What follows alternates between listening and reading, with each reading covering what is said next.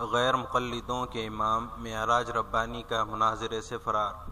معراج ربانی صاحب جو موجودہ ہندوستانی نام نہاد اہل حدیث جماعت غیر مقلدین کے مشہور مقرر اور ان کے امام اور رہنما ہیں، انہوں نے اپنی تقریر میں کہا تھا کہ فضائل اعمال گمراہ کتاب ہے اور اس پر میں ہر جگہ مناظرہ کرنے کے لیے تیار ہوں، لیکن جمعہ کے دن 13 فروری 2015 مسجد حرمین حیدرآباد میں نماز جمعہ جب ان سے مناظرے کے لیے خواہش کی گئی تو انہوں نے مناظرے سے فرار اختیار کرتے ہوئے موضوع بدل دیا اور خود اپنی بات کو جھٹلاتے ہوئے مقامی علماء سے مناظرے کا حیلہ پیش کر دیا۔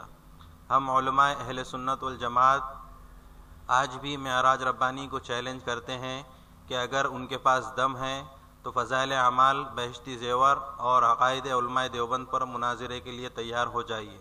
اگر معراج ربانی صاحب مناظرے کے لیے تیار ہیں تو براہ کرم اس نمبر پر رابطہ کریں 8801166896۔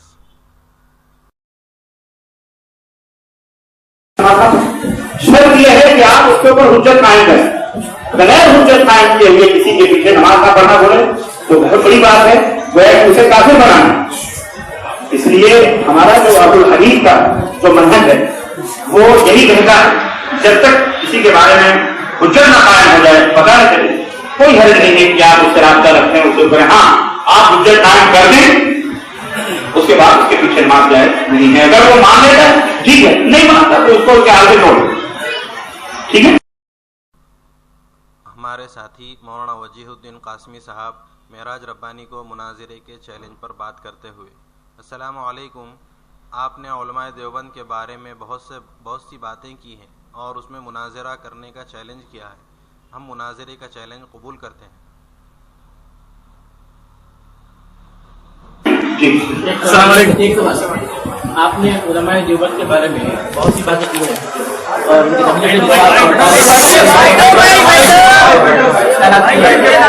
اگر آپ حق سمجھتے ہیں آپ جو ہے مناظرہ کرنے کے لیے تیار ہیں، ایک بار مناظرہ کرنے علماء دیوبند سے تاکہ حق واضح ہو جائے، ہم اس کے لیے تیار ہیں کہ ہم بالکل ارینج کریں گے۔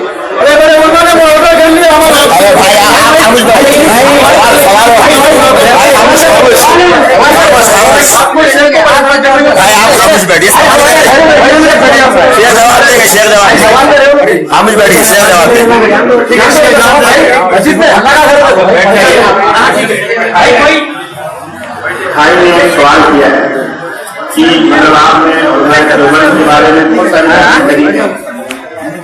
تو اس کے اندر بہت ساری چیزیں مطلب آپ نے بتائی ہیں، تو آپ مناظرہ کریں ان سے تاکہ یہ چیز دیکھیں۔ ایک چیز میں آپ کو بتاؤں، اللہ تعالیٰ آپ کو جزائے خیر دے اور اللہ آپ کو بھی اور ہم سب کو اللہ تعالیٰ ہدایت کی سمجھ عطا فرمائے۔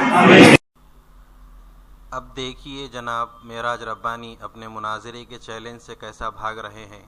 کہتے ہیں کہ مناظرہ ان باتوں کے لیے ہوتا ہے جو باتیں مشتبہ ہوتی ہیں، حق یا باطل کی۔ جو چیز واضح ہے اس سلسلے میں مناظرہ کیا کرنا۔ معراج ربانی کہتے ہیں کہ سبھی قرآن و حدیث کا دعویٰ کرتے ہیں، یہ لفڑا کیا ہے؟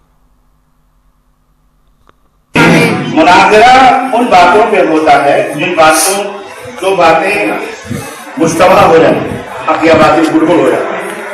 جو چیز واضح ہے، صاف، اس سلسلے میں مناظرہ کیا کریں؟ ایک چیز یہ ہے، میں آپ سے بتاتا ہوں، آپ بھی الحمد دیکھیں، ہم نہ آپ کی خبر میں جائیں گے نہ آپ ہماری خبر میں جائیں گے، کوئی بھی مطلب ہو، کوئی کسی کا بولتی کسی کی خبر نہیں۔ اللہ تبارک و تعالیٰ نے آپ کو سمجھ دی ہے، فہم دی ہے، قرآن آپ پڑھتے ہو، سمجھتے ہو، اور قرآن کے مفسرین بھی ہیں الحمدللہ، تفسیر کرنے والے۔ اس دنیا کے اندر جب حق اور باطل گڑگڑ رہے تو ہمارا فرض کیا بنتا ہے؟ ہمارا فرض بنتا ہے کہ حق کی تلاش کریں، جستجو اور ڈھونڈیں کہ اس میں صحیح کیا ہے، غلط۔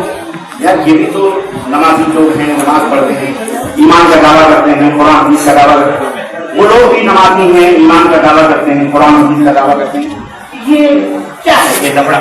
ہمیں ایک مومن کو یہ غیرت آتی ہے، یہ سمجھنا چاہیے۔ ایسے موقع پر آپ کا ہمارا فرض بنتا ہے کہ ہم تقابلی مطالعہ کریں۔ سب سے پہلے صحیح عقیدے کی معرفت حاصل کریں کہ صحیح عقیدہ کیا ہے، صحیح عقیدہ کیا ہے، مطلب یعنی اللہ اور اس کے رسول نے ہمیں کس طرح کا عقیدہ سکھلایا ہے، ہمارے سلف کا کیا طریقہ رہا، ہمارے اسلاف کا کیا عقیدہ رہا، اس کی جانکاری دیں، اور اس کے بعد اس کے مخالف جو عقائد ہیں ان کو بھی پڑھیں، کیوں آخر انہوں نے یہ عقیدہ رکھا، کیا بات ہے. اگر وہ بات ہماری سمجھ میں آتی ہے تو ٹھیک ہے، نہیں آتی ہے تو ہم پوچھیں کہ یہ عقیدہ کیوں رکھا گیا ایسا، اس کا بھی وہ جواب دیتے ہیں. کوئی بھی انسان کوئی ایسا نہیں ہے کہ اس کا جواب نہیں رکھتا، دیتے، لیکن کوئی ضروری نہیں کہ ہر جواب صحیح بھی، جواب دینے والا صحیح ہی بات ہے. کبھی کبھی وہ مقابلہ بھی کرتا ہے، کبھی کبھی وہ کہتا نہیں جواب تم کو کیا معلوم قرآن ہے، تو سمجھ جاؤ مطلب یہ ہے کہ اس کے پاس کوئی جواب موجود نہیں ہے. تو آپ کا یہ فرض بنتا ہے اور تمام مسلمانوں کا کہ ہم سب مسلمان ہیں تو ہم سب الگ الگ نہ رہیں، اکٹھا رہیں. قرآن حدیث ہی جب کلمہ لا الہ الا اللہ محمد رسول اللہ اسی کے اور سلف کا قاعدہ اور طریقہ اور دین موجود ہے. اور ایک بات یاد رکھیں، اس دنیا سے حق کبھی مل نہیں سکتا. لا تزال طائفة من امتی ظاہرین علی الحق، میری امت میں طائفہ میں گروہ، جماعت یعنی جماعت ہے، میری امت میں ایک گروہ ہمیشہ حق کے اوپر قائم و دائم رہے گی. ملامت کرنے والے ملامت کریں گے، لا یخذلهم من خذلهم، جو انہیں ذلیل کرنا چاہیں گے انہیں ذلیل نہیں کر پائیں. حتی یأتی امر اللہ، یہاں تک کہ اللہ کا حکم آ جائے گا کہ قیامت آ جائے. یعنی الحمدللہ قیامت تک اس دنیا کے اندر حق موجود ہے. آپ ہمارا فرض بنتا ہے کہ ہم اس کی تلاش کریں. یہ کون سی بات نہیں کہ ہم اپنے گروہ بندیوں میں ہم ہی حق ہیں، دوسرے بات ہم ہی حق ہیں، دوسرے بات یہ آپ اس وقت کریں جب آپ اس نتیجے پر پہنچ گئے ہوں کہ الحمدللہ ہمیں حق مل گیا، یہ حق ہے، اور قرآن و حدیث سے اس کو ثابت کریں. ایسے نہیں کہ فلاں عالم نے کہہ دیا، فلاں شیخ الحدیث نے کہہ دیا، فلاں حضرت نے کہہ دیا. ایسے القاب و آداب سے کبھی انسان کو محروم نہیں ہونا چاہیے، ورنہ اس سے بڑے بڑے القاب و آداب والے ہوتے ہیں. تو میرے عزیز، میرے بھائی، میرے دوست، حقیقت یہ ہے کہ الحمدللہ یہ بات واضح ہے قرآن و سنت کی روشنی میں کہ جو عقائد میں نے بیان کیے ہیں وہ الحمدللہ میں نے کتاب سے بیان کیے ہیں، وہ کتابیں انہیں کی ہیں. اس کے اندر جو واقعات، جو عقائد بیان کیے گئے اس کے اوپر رد ہے. اگر وہ رد غلط ہے، ایک خلاف سے بات نہ کرتے، کوئی بھی شخص، کوئی ضروری نہیں کہ وہ کرتے ہیں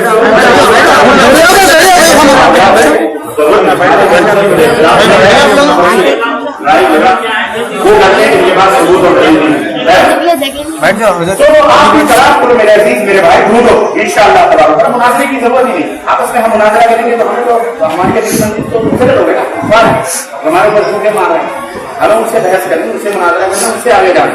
اسلام میں کیا مناظرہ کرنا، لیکن اگر ایسے ہی مناظرہ کرنا ہے تو اس کے کچھ آداب ہیں، کچھ اصول ہیں. الحمدللہ شہر میں صرف معراج ربانی نہیں ہے، ایسے معراج ربانی ہزاروں ہیں الحمدللہ، اور ہم سے زیادہ علم والے موجود ہیں. آپ ایسا کریں کہ ان سے گفتگو کریں، انشاءاللہ یہ اس مسجد کے ذمہ دار ہیں، اور یہاں جو علماء ہیں حیدرآباد کے میں مسافر مہمان آ رہے ہیں، آپ مناظرہ کرو کہ میرا ٹائم نہیں، سب ہو جائے گا، اور پروگرام تو ان سے بات کروا رہے ہیں تو بیٹھے مسجد میں کتابیں کھول کر قرآن حدیث کی، اور وہ بھی کتابیں کہ اس کے اندر یہ سیدھا ہے، غلط ہے، یہ غلط ہے، غلط ہے کچھ اور یہ بھی ایک مناظرہ ہے. یہ بات ہوگی. میں آپ کو بطور مثال ایک بات بتاؤں، ایک بطور مثال ایک بات دیکھیں. قرآن کا حدیث کا ایک مسئلہ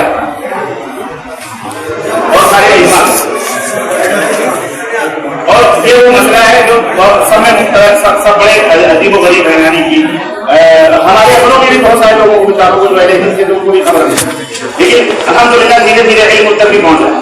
لیکن اکثر یہ بات جانتے ہیں، مثال کے طور پر یہ کوئی چھوٹا مسئلہ نہیں، بہت بڑا مسئلہ ہے بڑی چھوٹی سی بات.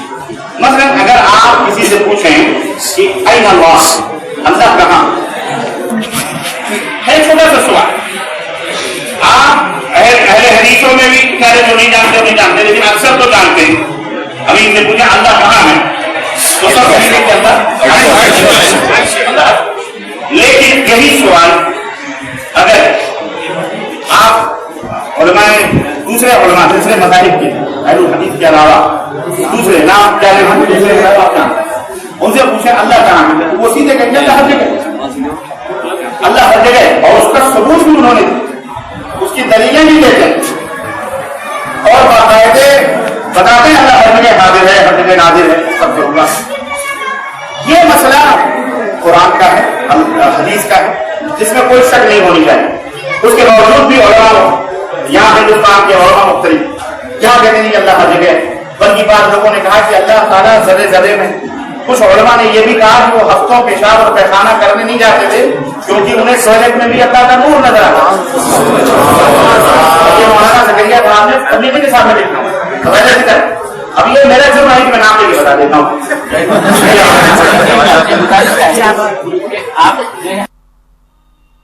मेराज रब्बानी का अल्लाह के हर जगह होने का इनकार। हमारे साथी मौलाना वजीहुद्दीन कासमी मेराज रब्बानी को हक बात करने और फिर से मुनाज़रे का चैलेंज कबूल करने की दावत देते हुए और इस बात पर नाम निहाद अहले हदीस हजरात मस्जिद में जाहिल गुंडों की तरह पेश आकर मेराज रब्बानी का दिफा करते हुए और मेराज रब्बानी का परेशान होकर मौजू बदल कर बात करते हुए कहते हैं मेराज रब्बानी साहब कि किसी मौलवी को बात समझ में नहीं आई तो उसको चाहिए कि वो किसी और से समझे, ज़रूरी नहीं कि हर जगह मेराज रब्बानी ही मुनाज़रा करे।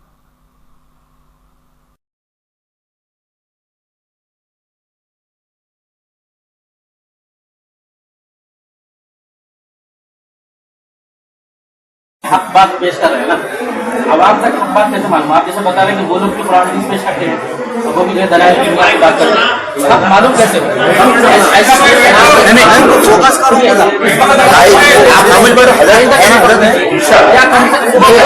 आप मुतय्यन कर दीजिए।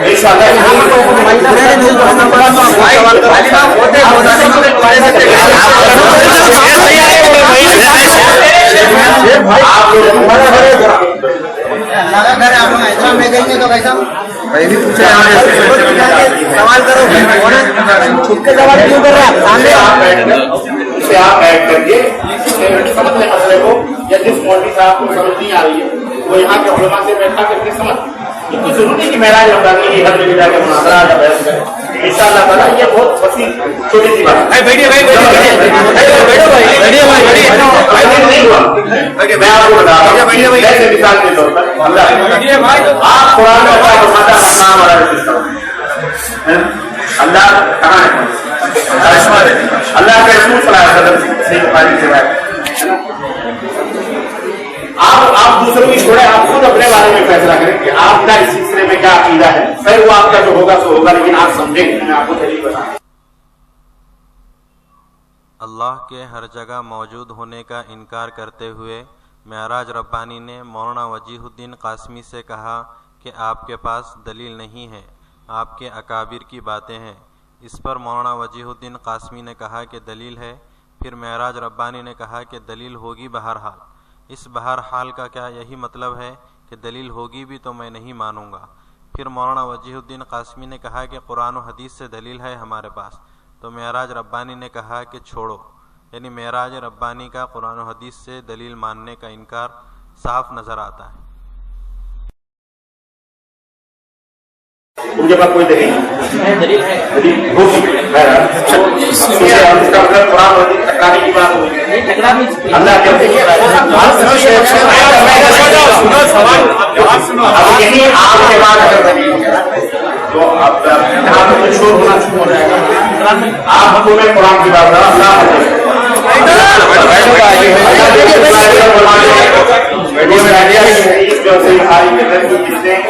जिसके नाम अलग साहबी उसको मारा तो अल्लाह के नबी से शिकायत की, आगे खुद ही करने लगे कि हमने ऐसा किया है, हम क्या करें, वहां करना चाहिए अपनी बात ये जरूर। क्या वो मोमिना है? तो अल्लाह के इंसान गया और उससे कहा कि अल्लाह कहाँ है? उसने कहा वो आसमान नामन आना नामे कौन आप अल्लाह के रसूल। तो आपने कहा ये मोमिना है।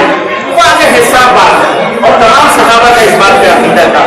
इमाम अबू हनीफा रहमतुल्लाह अलैह और भाई लोग अपने आपको इनाम कहते हैं। इमाम अबू हनीफा रहमतुल्लाह अलैह इमाम, लेकिन सिर्फ वजू और नमाज के और अदालत के इमाम नहीं, सारी चीजों के इमाम। अगर वो फरमाते हैं कि अगर कोई एक है कि अल्लाह अकबर नहीं है या वो जाने कि मैं नहीं जानता था तो कहीं जब तक से अल्लाह है, अल्लाह अकबर भी है, हर जगह भी है, कुरान में इमाम को हनीफा रहमतुल्लाह अलैह से एक औरत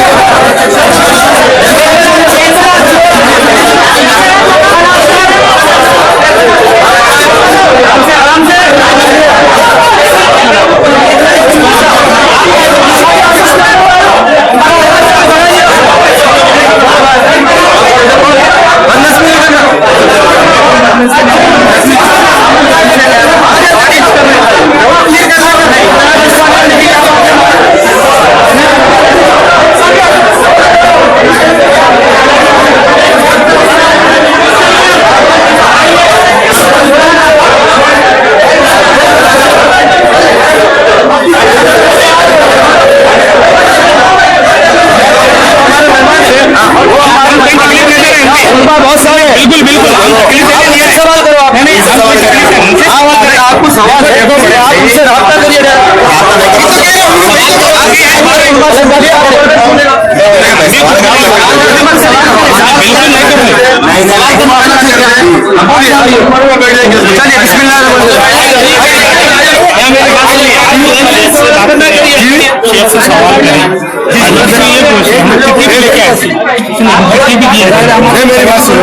मेरी बात सुनो